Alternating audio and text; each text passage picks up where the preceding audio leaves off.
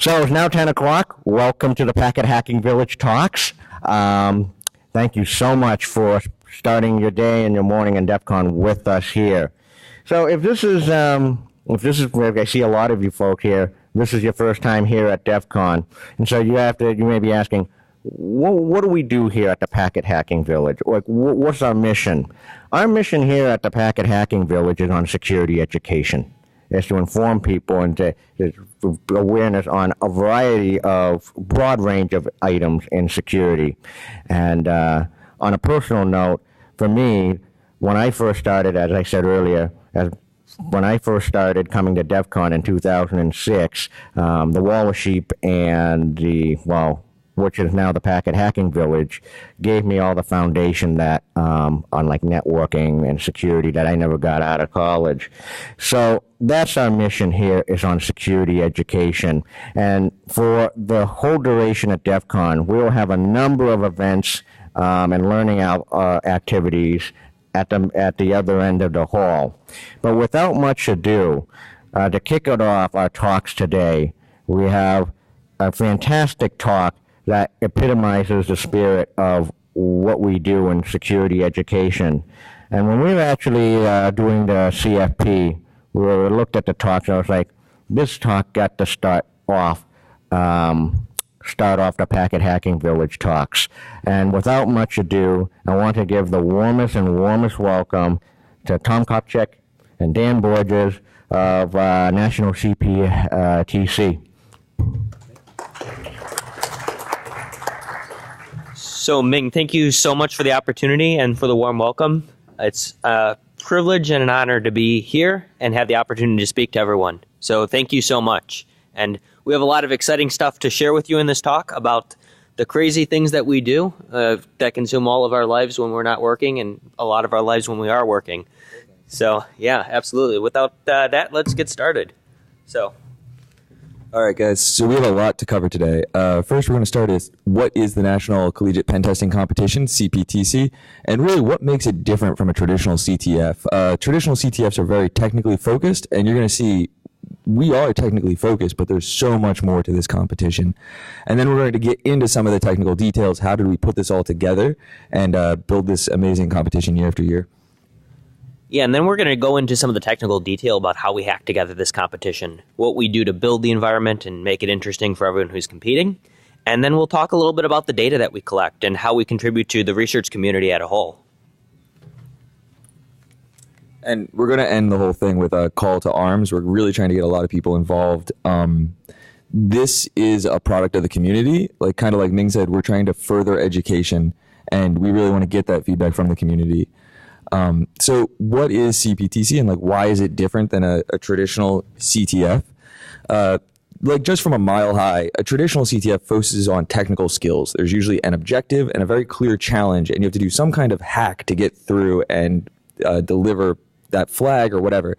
In CPTC, it's much more open-ended. We have tons of vulnerabilities, and it's how you express those and communicate those to the client that makes it different. Yeah, so how many of you have done a CTF before? Okay, that's good. I know that I see some people who've competed in CPTC before, so welcome. The thing that we really try to make this is different than a CTF, and we're going to go into a lot of detail as the things that we do that make this more relevant. But the formula that we have on this slide is really something that I like that captures the spirit of CPTC. We take offensive security. We use pen testing as the vehicle to teach security. We build a custom environment with custom tools and custom products and even commercial products as well to replicate a business. Add in the business element, not just the technical, but the non-technical aspects, and then you get CPTC. So that's our formula, and it's worked really well for teaching the skills that we're hoping to do. So just a little bit about us, why are we up here talking about this? For CPTC, I'm a director of the Osen and the World. You'll see what that means later, but we try to make this as holistic and realistic as possible. In real life, I'm a senior internal red teamer, so I have experience doing this and delivering this kind of information to clients. And then for me within CPTC, I run the white team, which is basically the rules and making the competition exist sort of group.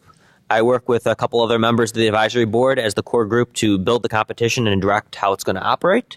And then I also run the monitoring team where we collect data for research purposes. And in real life, I direct a team of Splunk implementation engineers at Hurricane Labs in Cleveland, Ohio. And the common theme that I really like between Dan and me is we both have the opportunity to work with clients in our real job. We have to be able to explain things that are technical to non-technical people. And also, really, the things that we do in real life apply directly to what we do in the competition. Now, it's not just us. There's two of us here and a much larger village that makes up the entire competition. So this is a picture of some of our advisory board that works together to make this competition happen each year. And as we've said before, there are a lot of crazies that build this together and dedicate a ton of time to make it happening. And then on the competitor side, we have tons of schools that play, and every year we get more. So there's 50 plus schools that are registered right now for the 2019 season, and we're actually expanding internationally. So we have some schools in Dubai registered as well. The regionals are massive. I think last year we had to host upwards to like 30 concurrent environments. So it gets, each school that plays gets their own environment. Yeah, and the other thing I'll say is, as of right now, we're waitlisting pretty much every region except New England. So if you know anyone who can get to University of New Haven who wants to compete, there's still some spots available. But otherwise, the waitlist is pretty much the only option.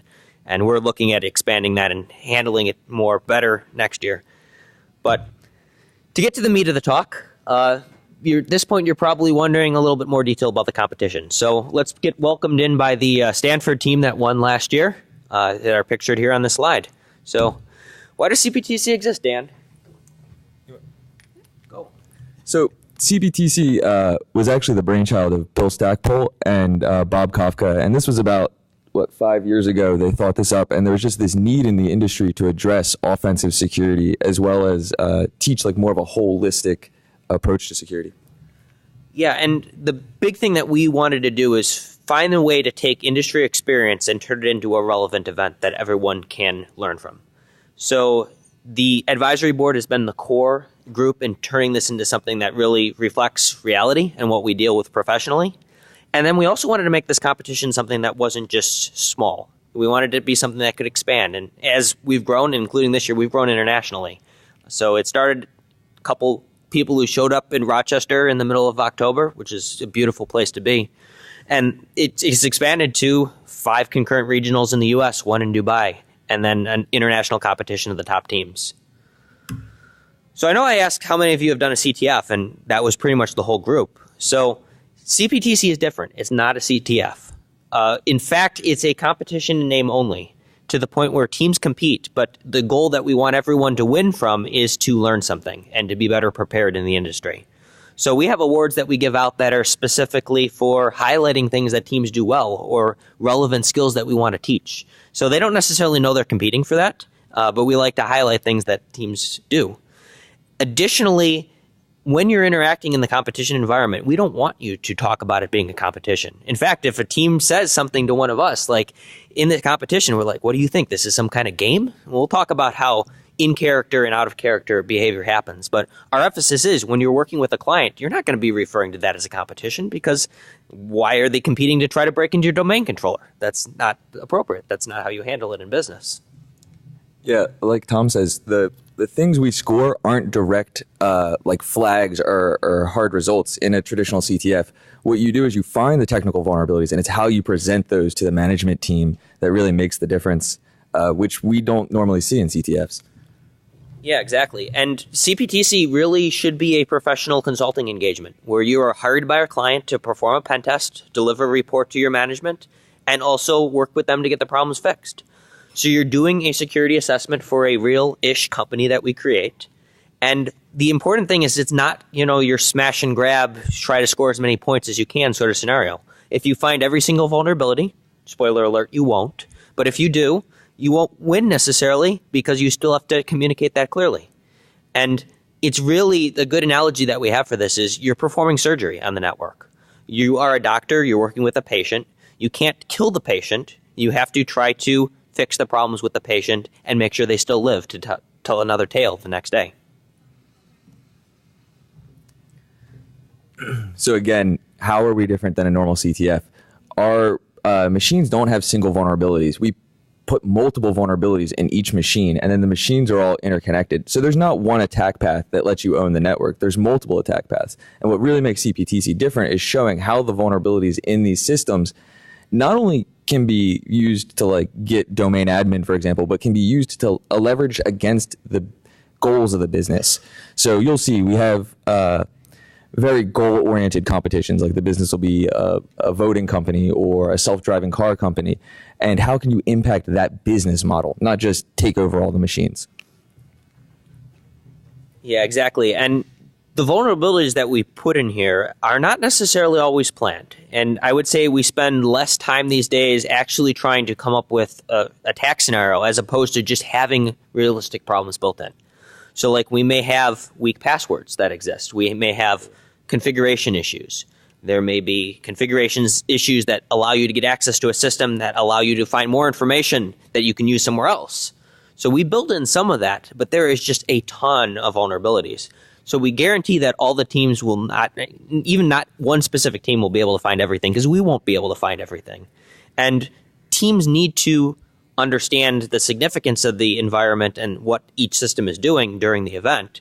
We don't tell them what the significance is. You walk into a company, you have to figure out what's important. You know what the business does, but you don't necessarily know why each system is there. So you have to figure that out as you're doing your assessment. And then when you ultimately present to your executives and give that reasoning as to why this is important, why you should care, you do have to consider the risk to the company. And that's something that CTF doesn't often capture. And the other thing is teams have to consider that they are operating in a business environment that's doing something and is producing whatever that company is doing. So like when we did the election theme, there were elections that were running. You couldn't take down the servers that were collecting votes because then there's not going to be votes that are collected. Same thing for the autonomous vehicles. If you cause a car to crash, that's really bad for the company. So you don't want to do that. So teams have to consider their impact to the business. And that's something that you don't have to do in most CTFs. But as Dan, you can definitely say when you're doing internal red teaming, you can't break the company you're testing. It matters so much. You don't understand this stuff until you get into the real world, but the relationships between these people at these companies matters more than the vulnerabilities. That said, we do have technical vulnerabilities. We have a ton of them. The competition really is split 50-50. Half of it is technical. If you compete, you'll probably want to take a picture of this because these are like real. And you see the host column. We have multiple ways into each system. And then these systems are all interconnected. So you might get creds from one system and then move laterally to another. And that's the goal, right? Show us how you exploit the environment. Yeah, exactly. And I see some of you are taking pictures. The CIA did get a hold of this slide ahead of time, so some of that's a little bit redacted. But it gives you a general idea of how we break this down, where we have hosts that are having various vulnerabilities and services that are configured incorrectly. And a lot of this we actually build as teams are producing their reports. So we have an idea of what's messed up and what we planned out. But teams will find things that we don't necessarily plan on being there. We have a test environment. We'll evaluate it and make sure it's actually a real vulnerability and then add it to the scoring system because, just because we don't expect something to be found, not a problem with that. So the other thing that we really find important to teach is soft skills. And as we've said, technical is not everything for this competition. The team deliverables are as important as the findings themselves. And that's the way we design the scoring, and that's absolutely by design. So the reports, we score them based on how the findings are presented, how you relate that risk to the business, and how someone who's a manager can identify this is important, these are the things that I need to present to my team, as well as how well you explain and help the technical people fix those problems, because that's what you want in a good pen test report. And then we also do presentations. So at the national event, and even actually at the regional events now, teams need to give a presentation to an executive team. And they need to talk about how it's, the things that they find in the environment are relevant to that team.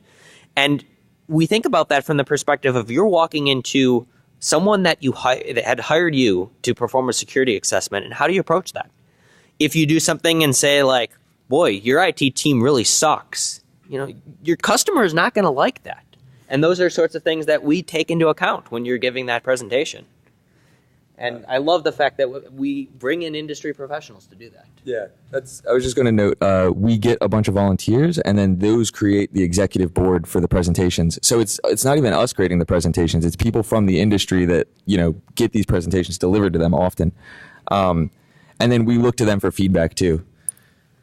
And the other thing that we added, and we'll talk about this on the next slide, but we actually have the coaches participate as well in part of the scoring. So we have mechanisms to ensure that there's fairness for that, and they're not skewing scores in favor of their team. But one coach came to us and said, hey, we want to learn more about what teams are doing so we can teach this better in the classroom. And I'm like, absolutely, let's make this work. And an hour later, it was part of the competition. Yeah. So, like we said, education, that's our goal. I would say actually only one team can win. We understand that, but every team can learn. And that's absolutely our goal. And as Ming said, that's the spirit of the Packet Hacking Village, where we all are here to learn something. And CPTC absolutely tries to do that.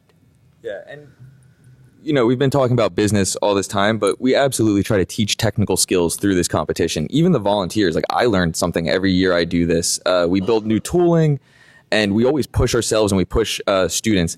Sometimes we even have like tiers of the environment. So we'll have like easy network, and then it gets harder and harder. So I think there's really something for everyone to learn here, both on the soft side and the technical side. Yeah, absolutely. And really the fundamental thing, as I've been saying, is you're learning how to be a consultant and work with clients. And nothing else that we've been able to find provides that experience to people who are in a collegiate learning environment. So I've had, even walking up here on the elevator, someone who competed in CPTC stopped us and said it was the best experience that we had learning how to do this and prepared me for the real world. And I just love hearing that feedback because it means we've struck a chord and we're doing something right. And we just want to keep on making this better. So to kind of move on to the next section, let's chat a little bit about what we do to build this environment, how we hack it together, and what we do to make the environment realistic and also pretty complicated. So I kind of mentioned this before, but the business goals drive a lot of the infrastructure. So in 2015, we were just kind of getting started. We had a corporate network, we had a production network, and several web apps. 2016, we really started getting thematic. So we did healthcare, and their high availability is the point of the systems. We had to maintain patient confidentiality and then high availability of the systems. From there, we moved on to elections. Elections was actually pretty funny because we made a mistake, and I think every team got domain admin within like the first few hours, which, yeah, like that sucks for us, but that's also kind of realistic. Like sometimes that happens. Pentest team comes in and they just roll the environment in the first few hours. So the reason for that is we screwed up our build and didn't clear bash history. But that's something that you would find in an environment, and although we didn't plan on it, it was something that happened. That said, the teams that took that and did a lot with domain admin were the ones that were very successful. The teams that said, hey, we got domain admin, yay, look at us, they could have done a lot more. Yeah, it was such an interesting year because now every team had domain admin, right? So the playing field was leveled, and it all of a sudden it became, well, how can you impact the business? What can you do with all that access you have? And elections, that was very difficult because we had all kinds of cryptographic verification. So they had access to all the systems, but now they had to start analyzing crypto systems. And then last year we did autonomous vehicles, which is the Wheels company. And that was just this crazy set of microservices where you had, these small little services shooting network data all around to each other. And the students had to figure out that kind of microservice architecture. Yeah, so now we'll get to this year. So we've been spending an insane amount of time coming up with this. In fact, we had a meeting over dinner the night of the 2018 national conclusion where we started planning this out, debated it internally for quite some time. Almost every flight that me and some of the other advisory board members have been on, we've been writing up drafts because we can't find time to do this any other time. But we've been spending a ton of time working on this and trying to build something that's relevant and coming up with ideas that are appropriate years in advance, not necessarily years in advance, but months and months in advance. I think what we've chosen, especially given recent news, is very appropriate. Now, I'd say we had nothing to do with the recent news, so don't blame us for that. But here we go. Dino Bank will be our 2019 theme. In fact, we have a logo. But we'll give you a little bit of information about Dino Bank, but we think this is something that's going to be incredibly relevant and expose students to an aspect that, quite frankly, security needs to be improved in for a lot of industries, as we've seen with some companies that have faced some issues recently. So if you've ever done pen testing, you may have done some kind of PCI consulting or some kind of financial industry pen testing. And that's the goal here, is we want to get students this experience that dominates so much of the field.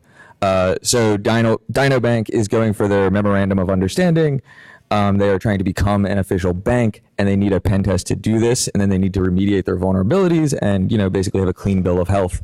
That's what we want to bring the students in to do that financial pen test for this bank.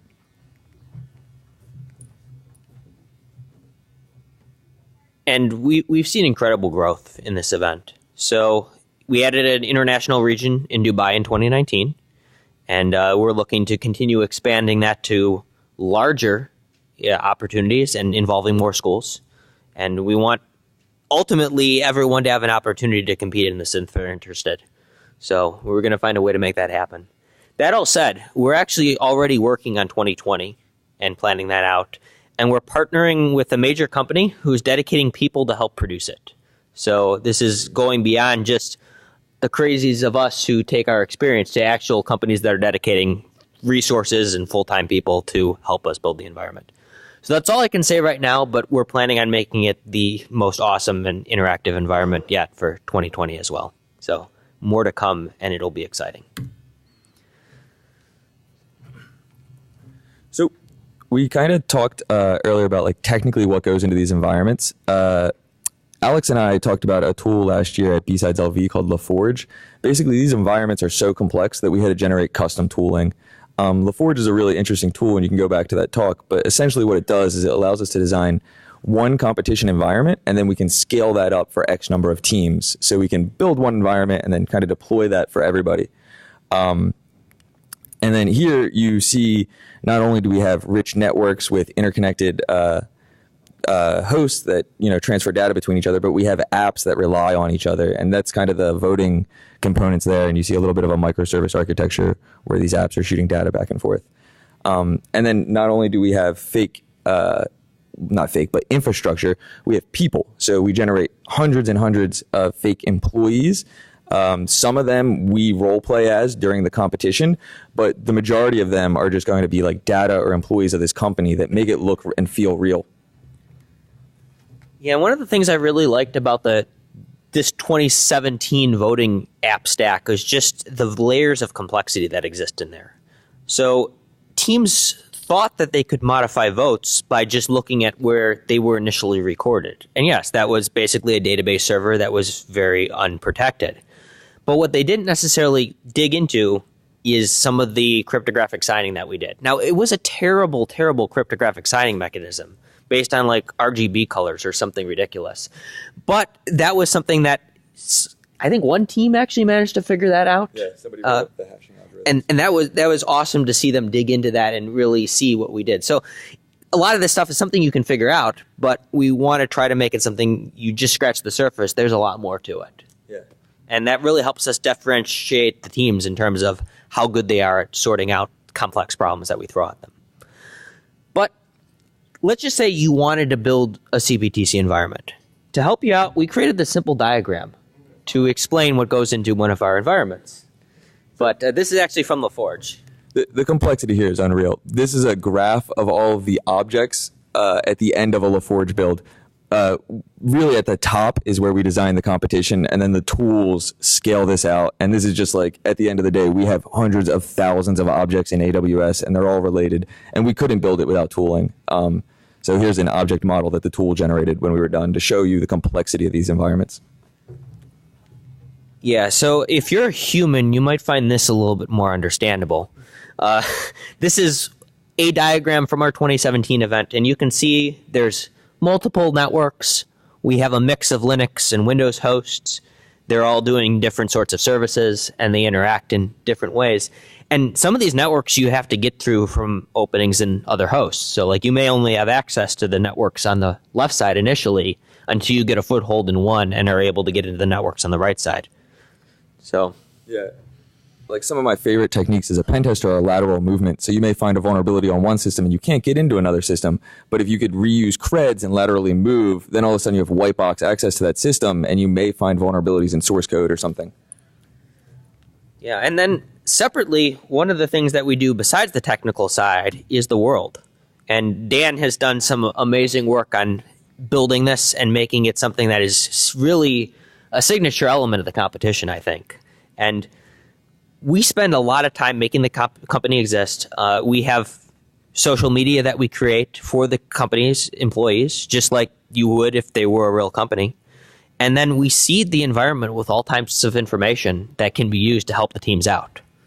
So, yeah, this is my baby. This is the world building team started as an Osen team where basically 3 months before the competition, we wanted to build out all these personas and then put them online and let students do Osen and research this company and start to build this idea of what they were going to be attacking.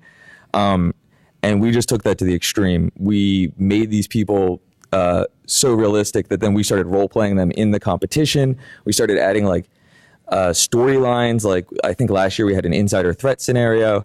So, and the pen testers discover this as they go through things. They find logs. They're like, hey, this isn't right. There's malware on this box. And then they start to put together this like story that we're building. And they're like, oh, I think this guy is planting malware in your environment. So it's really cool stuff. And the other thing I'd add is we found in a lot of CTFs, you might have like a wiki server that just runs MediaWiki without any content in there. It's like, so you get into the wiki server, but oh well. Our wikis have content that you can use to understand how systems operate. They might have details about configurations that you won't find anywhere else. And you can use that to piece together another attack path or get some more information about context for the systems. So we have a lot of things that help give teams some ideas about what to do, and then they can run with that and discover some more interesting vulnerabilities or issues. So like we were saying, we build these stories. On the left here, you can see one of our Osen stories where we set up an entire fake online forum, like hacks forums or something. And then we had guys basically leaking PII and intellectual property to this forum that we created. Kind of talking smack on the company, thinking they were the brains, and the company's no good and they could do it themselves. So you start to build this story before you ever come into the competition that like, hey, you guys have data leaking on the internet. Something's not right here. And then on the right, you can see that they do leak their API endpoints. They do start leaking documentation. And one of the other goals here is we're giving the students something to research before they get into the competition.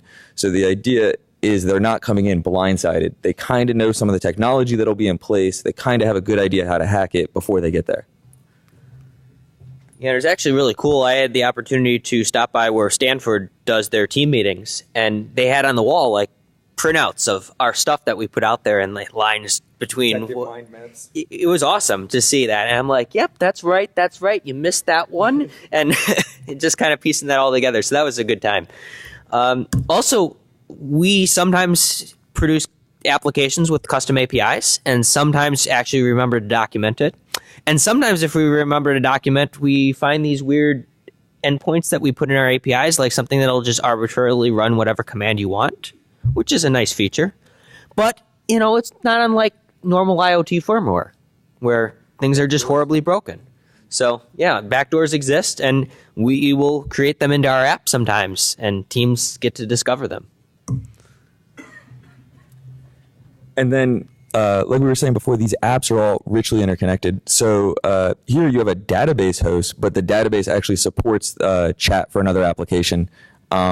So, the students have two ways to get to the information. They can either log into the chat server, directly access messages, or they could hack the database and get to the messages that way. And like in the case of the Wheels environment, we had databases that were full of car data that you were able to just find. And like that is personal information. That shouldn't be something that someone on your network can just get to. Likewise, our emails actually contain emails. And those emails have information and stories about the company that you can get some more information from. And then chat, I love the stuff that you do with this too. Yeah, in chat, like again, as you get access to credentials and users, you will find more and more of the story. It'll start to unfold. And then we also start to like create internal politics. So, certain users are resistant to the pen test. They don't really want it to happen. Other users are kind of fighting for the pen test. They're championing the project. So that kind of matters as a pen tester, who you're talking to in the company, right? Like who has your back, who really wants you there. And we think that stuff matters. Yeah, so next we want to talk a little about the role playing that we do. So it's not just teams show up and they do a pen test and don't have anyone to interact with. Dan, me, other members of the advisory board all play roles in this environment, and students are expected to interact with us as if we were industry professionals, or maybe not industry professionals, but customers. And that is something that you don't get exposure to outside of this competition. But it's modeled based on what we experience in real life at our jobs. So we interact with students in character throughout the event. So we'll walk into students' rooms like we're the director of the security, or if we're, I don't even remember what you've been the past couple of years, but Director of incident response, and they've triggered some alert, and I come in screaming, is this you, or, is this us? Yeah, so, I think let's do a run through of what this looks like. Okay. So you're going to be director of whatever you want to be. I'm going to be a pen tester. Okay. So, okay. I'm hacking away. Hey. Because that's what you do. I don't have the ski mask on, so. Hey. What do you want? Did you guys attack the .7 system? No, that wasn't us. Are you sure it just went offline, and we're just trying to make sure that, it's nothing on the network? No, hey. no, that's not us. Okay, thank you. Okay, so that's an example of a bad interaction. And we've seen that from teams. So let's do an example of another one. Okay. Talk. Hey, what's up, Dan? We just had the .7 system go offline. I think it's a patient system. We were just wondering, did you guys touch that? Let me check with the team. I'm not sure if that happened, but is there someone on your team that's tracking that we can talk to? You can just email us at our normal mail when you figure out, and then we can resolve the details that way. Okay, great. I'm going to have some of my team work on that to try to figure out what's going on. I don't know if that's us. I can't say if that's anything that's happened yet, but we're going to investigate it and we'll let you know what's going on. Thanks, So man. let's work together and get this resolved. Yeah, I really appreciate that. Awesome. Thank you. Cool. That's an example of a good interaction. So we've seen examples of both. So. And then we also try to have physical competitions too. So in this one, it was really cool. We brought all the students into a room and we had kiosks, and they had to kind of break out of the kiosks, which is always a fun competition. And then they could take it to ad infinitum. The kiosks had a machine behind them. They could shell that machine, get callbacks to their room, stay persistent in the kiosk network. And some teams didn't even realize they could break out of the kiosk. Yeah, I really love the hands-on element of this. And there were teams that, basically took the kiosk and had them being able to execute commands on that back in their room. And some teams that didn't necessarily even realize that there was a separate operating system there.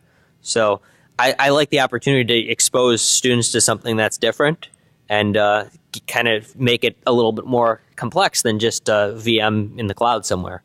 So bringing in the physical element, making you have to travel to on-site engagement, have a little bit more experience of what that entails and how you should prepare for it. So next I want to delve into a little bit of the competition data that we collect and our methodology for that and some of the research that we're driving behind that. So one of the big things we've been able to conclude is that hackers like typing LS. In fact, 13% of the commands typed last year were LS. You can also see some people's favorite combinations of LS. Like LSLA is more popular than LSAL. So these are very important contributions that we're making with the data that we collect. There you go. We have someone who feels very strongly about that. So get a team, get them all to type it that way, and then you'll be able to change the future. So. Joking aside, some of the monitoring is some of my favorite stuff. We run Splunk alerts, and then also we collect OS query data, and we'll have bash history. So we have this really rich monitoring in the observation room where we'll show commands that recent teams are running, not just like statistically prevalent stuff, because that isn't the interesting stuff. But yeah, we'll do like, what is the best nmap command? Who's generating the coolest payload? Like all kinds of weird stuff. Yeah, and we actually do a ton of monitoring in the environment, and it's for two purposes: competition integrity and also for research. So after the competition ends, researchers are poring over the data set to get more information about how systems are attacked and what it's like to be on the attacking side and the targeting side, because we collect both sides. So some of the sample tools that we use, we have IDS on all the hosts, both on the attack side and on the defense side. We have Splunk universal forwarders everywhere, forwarding to a central environment, collecting data. We use OS Query, Sysmon, monitor log files, you name it, we'll collect it. And we try to make this entertaining. So we'll provide real-time graphs and charts, kind of like the Wall of Sheep does with credentials, but we want to see what's going on in the environment, so we use our tools to do that. One of the interesting things that we found, actually, just analyzing IDS alerts and how many are generated by each teams, the winning teams at the bottom were actually the ones that generated the fewest amounts of IDS alerts. So that speaks a lot to us, where you're not just scanning and generating a lot of noise in the network. You're identifying something, and then you're actually digging into it. Yeah, exactly. And this is a lesson that I've seen in real-world pen testing. Flailing doesn't really help you in pen testing, kind of wildly scanning, definitely information gathering and doing research, but then you really are executing explicit exploits, very targeted, specific things. So throwing around tons of scans and data isn't going to really help you exploit an environment, other than recon. So the data set is public. Anybody can download past data sets and they can do their own research. We just hope that you attribute it back to us. And then we are also doing research. So one of the things that our research team devised is they basically found that the techniques that teams are using to access these box do map to the MITRE attack framework, and they're building full kill chains to kind of show this is how a team moved through the environment. So that's ongoing research right now. Yeah, and some of the stuff that I've seen is really awesome, where they have actual log data from whatever host, like the host where the attack is run. So we see attacker runs this command, and then this results in this process being executed on this target system. And nothing else really provides the information of what an attacker is doing using log data, as well as what the target is receiving. Plans for 2019 is to expand this even more and make it closer to all of our development processes, where everything that can produce a log will get logged and grabbed. And then I'm hoping to make the data set that's publicly available next year actually have frozen Splunk data that you can just put into a Splunk instance and run your own searches on as well. So that's the long-term goal, to make that really something that's accessible to anyone who wants to do this sort of research, and make CPTC the vehicle where we can do that. Yeah, and then we've also released our tools. So LaForge is open source if you want to check that out and try and build a similar competition. And we've talked about releasing LaForge config files so that way teams can stand up their own environments. It hasn't been something that we've gotten to yet, but every year we really push for that. And one of these years we're going to have like a plug-and-play environment that schools can stand up on their own. Yeah, exactly. And the other thing that we've done is we're trying to have teams contribute more to the just the general security community as a whole. So one of the new additions in the 2019 rules is actually allowing teams to stage their own tools in a repository that we provide. They have to be able to explain how these tools work. They have to have them documented, and they have to be able to make them something that other teams are able to use and other industry professionals are able to use. But we want to remove the veil of secrecy for a lot of this. We want teams to be able to make contributions to the security community and use CPTC as the vehicle to do that. And if anyone wants to do any work with the data set, you're definitely encouraged to do so. The only thing we ask is that you at least attribute it to us as where you got the data. Cool. So we're just going to cover some quick success stories. This is really the point of the competition, is the students, and it's the people coming out of it. And we've had so many amazing people come through this program. So we're just going to kind of rapid fire through these and highlight some of this. And again, the whole point of this is for education. We're trying to get more people into the field. These are people that are already passionate about it, and we're just trying to guide them to, be more successful when they leave school. Yeah, and actually going back to that, we saw a need, and talking to people in industry, we saw that there are opportunities that people need to have to learn the skills that employers demand. And a lot of students come out of college very strong on the technical skills, but they don't have an opportunity to learn the business skills, especially in a lot of the technically focused programs. And just having a bunch of students walk up to me and say CPTC was the best thing that I did in college, that's just awesome. And we hear that quite a bit. And everything that we're trying to do is supporting education and make things better and make students better at what they do. So we've had students land jobs through CPTC, and quite a number of them have said just this alone was what I was able to say is the big experience that got me that. And then Stanford's team actually reported a 0-day in a real application, and they were working on getting that resolved. But it's a great example of something that we definitely didn't plan on being in the environment that we were able to reproduce once they told us what they found. And that's another good example of good reporting, where looking at the report, we were able to understand what the issue was and validate it in our environment. So to wrap up, call for action. Yeah.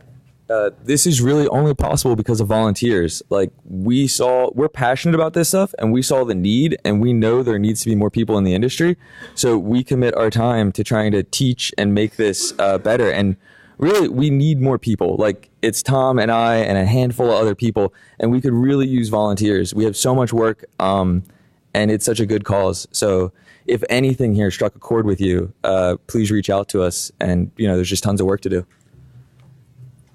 Yeah, absolutely. So call for action, be an influence in helping the next wave of cybersecurity professionals. Help support us if you think that you're able to do it. Start a team, encourage students that you know to become involved or compete. We're also looking for people to help us run this year's event, not only from helping build the environment to also helping with some of the scoring that we need to do and the grading and all of that, because it's a pretty big undertaking. Yeah. So, and as you've seen, there's a place for everybody at all levels, right? Like we have non-technical positions, we have technical positions. So really anybody can help. And that's what it's all about, is collecting that industry experience and trying to put that into the competition. Yep, absolutely. So I'll leave this last slide up with our contact info. We have a form on the website for sponsors if you're interested in, not sponsors, but for volunteers. Sponsors too, if you want. But you can reach out to any of us. Additionally, we're going to be speaking with a bigger panel of the advisory board at Ethics Village at 4 o'clock on Saturday, so tomorrow. And we're going to dive into some of the ethical issues that we've run into while we're teaching pen testing and have a wider panel discussion with our group, as well as having more audience participation. So if you like what you see and want to learn more, stop by there. If not, we'll open the floor for questions. I also have CPTC stickers up here if you want to grab any of those. But thank you all.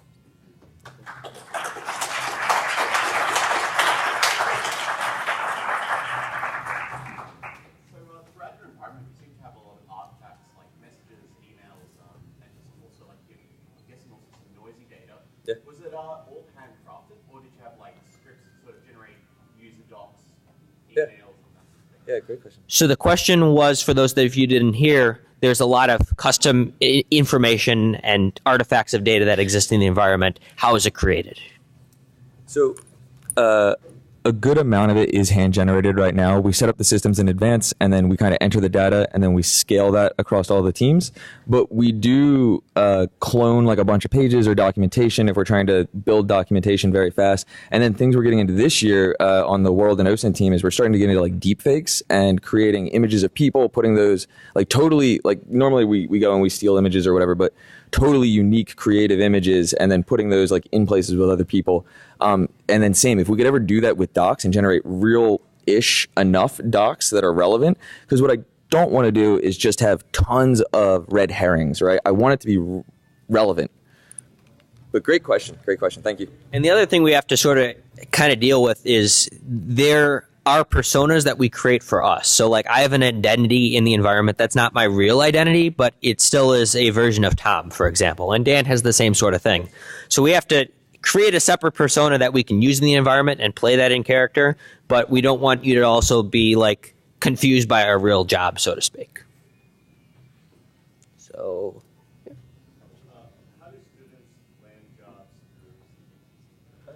So the question there was, how do students land jobs through CPTC? So we have a lot of industry sponsors that help us either through providing expertise, volunteers, or dollars, and they have opportunities to interact with the students as part of the competition. So some of them will have the opportunities to interact as a role player in the environment, and they actually get to see the students operating professionally or watching presentations. But we also have career fair type things where teams have a couple hours to meet with the sponsors and have conversations like that. I was going to say too, it's not a competition in the sense that that's why we throw it. We throw it for education. But man, the winning teams, like the second they get off that like podium or announcement, there's the sponsors come up to them offering them jobs. It's pretty insane. So I think I saw.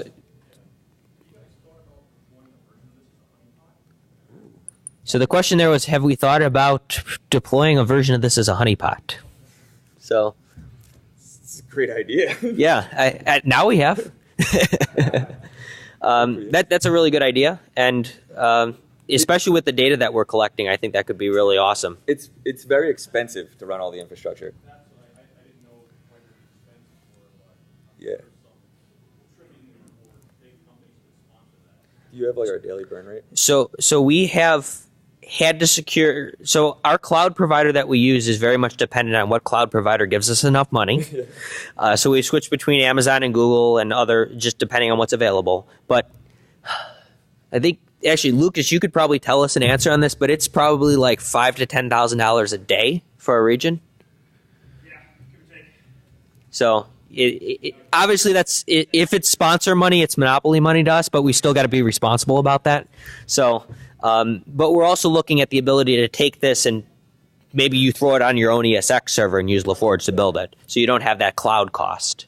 For regionals, there will be over 1,100 hosts, and that was last year. This year, we're probably top 2,000. Yeah, That make it pretty yeah, it would be. If anyone cloud providers that can give us a lot more dollars, we can make that happen. When should teams start Osen, and when should they stop? Like the night before the competition? Yeah. So the question there was, when should teams start OSINT and when should they stop? So OSINT hasn't started yet this year. It will probably start around mid-August. I usually start after DEF CON. And basically you stop probably the week before the competition. I like to have everything leaked the week before. But, if we run late, it could be up to.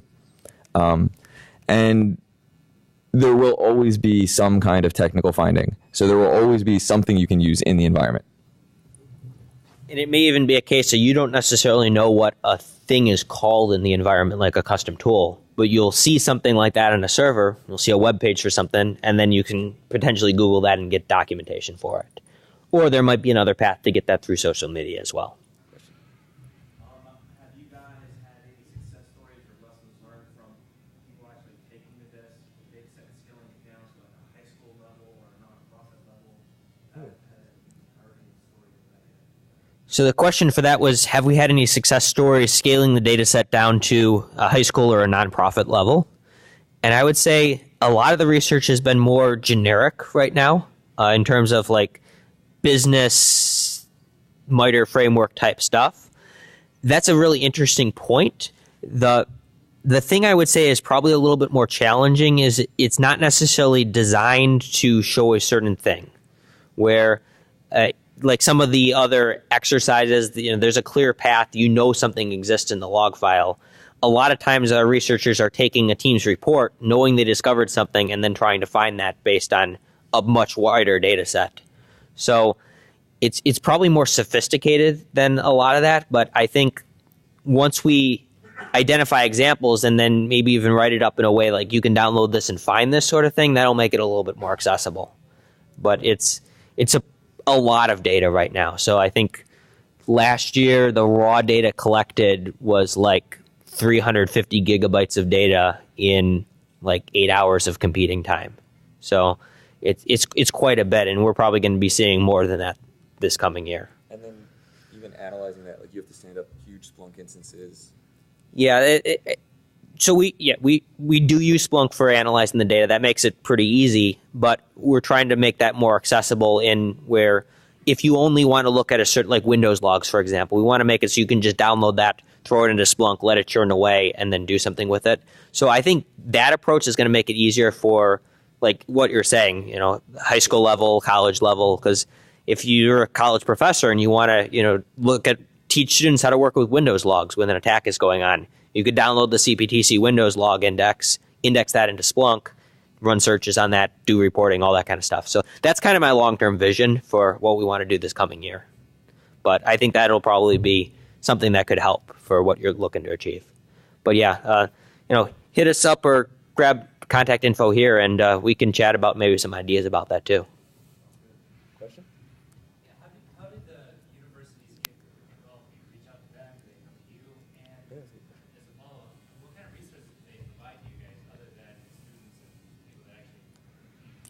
Yeah, that's a great question. So the question on that was, what kind of resources do universities provide, and also how do they get involved with this? So a lot of it's actually been word of mouth initially. So this started out with a couple schools in the greater Rochester area or upstate New York. And then as people have talked about this experience, it has grown. And actually part of the reason we're talking here is to just get the word out there about what we're doing. And as more teams learn about that and have the opportunity to compete, or at least know this exists, they're signing up. And we're looking at ways to make sure we handle that demand. Yeah, and in terms of resources, we've partnered with numerous universities, specifically 5 in the U.S. and 1 in Dubai, to host our regional events. And they provide space for a weekend for a regional event. They provide meals, and they help teams out not necessarily financially, but at least getting them arrangements to show up and stay a weekend and compete. They provide us with people who can talk or give presentations in industry. And they also provide us with volunteers to staff the rooms, make sure teams know where to go, make sure that it all operates smoothly. And then on the national CPTC side, we provide representatives from our organization to show up. They basically run the event for the school, so they don't need to provide any of the setting up the environment sort of thing. They just need to provide labs. And we also provide all the infrastructure, all the scoring, and all of that to make it happen. So from a university perspective that's hosting it, yes, they have a lot of things that they need to do to make it happen, but it's not as serious as where they have to build infrastructure and all of that. They use their lab space, they use their classroom space, and they provide food, more or less. And then the students that are competing, they provide the willing and able bodies to stay up all night and write reports. Any other questions?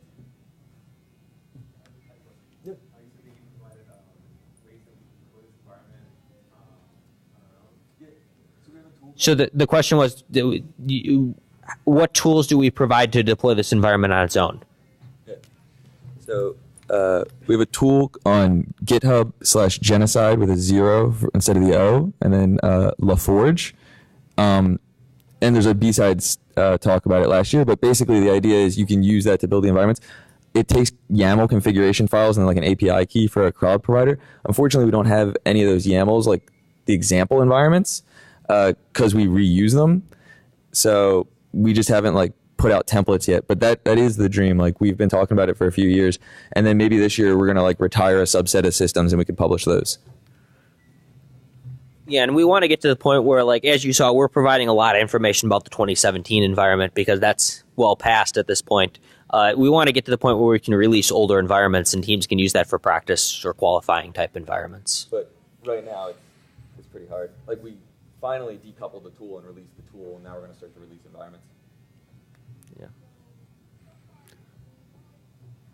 Any Okay. other questions? Is there a reason you went with LaForge not using Terraform? Yep. Yeah. So The question was, is there a reason we use LaForge versus Terraform? And we actually do use Terraform, though. Yeah. So LaForge is just a custom Terraform wrapper, basically. Yep. Except it's like way complex and fancy and has a bunch of bells and whistles, but it's a Terraform wrapper. Yeah, it's custom designed to write Terraform in the way that we need to write Terraform to build this environment. So you mentioned the Bash history debacle. Have you ever made any other mistakes that have affected the entire course of the competition? Oh, we screw up things all the time. So the question was, have we made other mistakes that have affected the competition? We are human. We do make mistakes, and like trying to think of some notable. Yeah, we actually last year announced the wrong winners. That was a big one. We had a scoring faux pas. We had to go back and redo scoring. So the way our scoring system was set up is you have teams 1 through whatever in each region, 1 through 10, and for whatever reason, there was a discrepancy between the way it was presented on one page in the scoring system versus how it was on the main page. And if you like updated the URL as opposed to going through Web UI, you put the score in the wrong section. And there were teams that their score was good enough that it didn't look like they had a 0 for part of the score when we sanity checked it. And then we realized when we started putting in the later time zone scores that they had scores already and something really bad happened. So we actually, before we figured out exactly what we were going to do about it, we decided exactly, and this is actually going to play, you should go to Ethics Village, we're going to talk about this stuff too. But we decided that we were going to do the right thing and whatever team actually won would be what we announced, even if it changed the course of the event completely. And then we figured out how that affected individual teams. So, and there's a couple series of tweets that we have about this where we explain what happened and how we fixed it. But our emphasis is we are transparent about what we do. If we make mistakes, we admit it, and we don't want to hide anything about what we do. So that, yeah, we do stuff like that happens, and that's what you deal with professionally. And we think that it's not making the mistake that's the thing; it's how you handle it. Yeah. Excellent. So that's very important for what we do. So thank you so much, Ming. We appreciate it, and thank you for all. And stickers.